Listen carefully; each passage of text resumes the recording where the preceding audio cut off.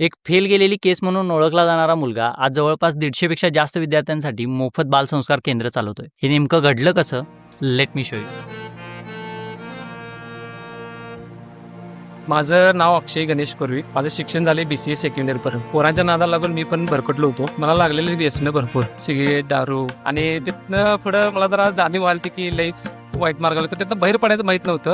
मग आमच्या भागातल्या एका व्यक्तीकडे गेलो, मी बाहेर पडणार आहे. मग तिने मला मार्गदर्शन केलं की तू मनावर कंट्रोल कर. ते मनावर कंट्रोल कसं करायचं हे माहीत नव्हतं. जेव्हा मी यूट्यूबला सर्च केलं की मनावर कसं कंट्रोल करायचं आहे, तिथनं जो माझा प्रवास चालू झाला ते भगवद्गीतापर्यंत गेलो. भगवद्गीतातून जी प्रेरणा मिळाली तिथे आतापर्यंत आली. मी आता मग मला जो अनुभव आला आहे तसा कुणाला अनुभव येऊ नये मी पोरांना शिकवायचा निर्णय चालू घेतलो. जो त्रास आपण सहन केलाय तो येणाऱ्या पिढीला होऊ नये.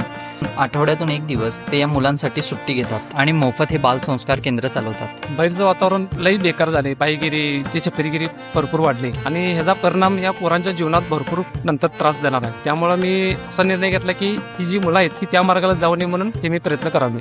सुरुवातीला फारच कमी मुले होती, पण त्यांच्यात झालेला बदल पाहून इतर पालकांनीही त्यांच्या मुलांना इथे पाठवायला सुरुवात केली. जेव्हा सुरुवात केलं तेव्हा 34 पोरं होती, 7-8 पोरं होते. त्यांच्यात झालेला बदल बघून त्यांच्या घरातल्यांनी बाहेर लोकांना सांगितले. बाहेर जसं जसं कळेल तसं पोरी जास्त आलेले. आता सद्यस्थितीला 150 पोरांना मी शिकवते दर रविवारी. सुरुवातीला नावं ठेवणारी लोक आता स्वतःच त्यांचं काम पाहून मदतीसाठी पुढे येत आहेत. मी इर्जेटर व्ह्यूवर काम करते आणि सोमवार ते शनिवार मी काम करते आणि रविवारी सुट्टी करते. पोरांना शिकवते. कोणतीही फी बी काही घेत नाही, सगळं मोफतच आहे. पोरांसाठी वाचण्यासाठी आता मी ग्रंथालयाचं पण इथे नियोजन करले.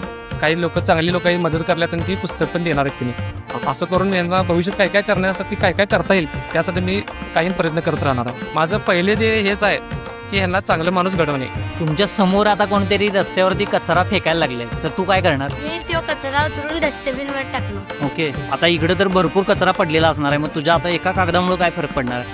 आपण एक कागद टाकला तर आपलं बघून आणि आपलं शिकून दुसरी माणसं बघणार आहेत आणि आपलं बघून तिने पण डस्टबिनवर टाकणार. अशा तऱ्हेने कचरा होणार. तुला कोण शिकवलंय? अक्षय मामन.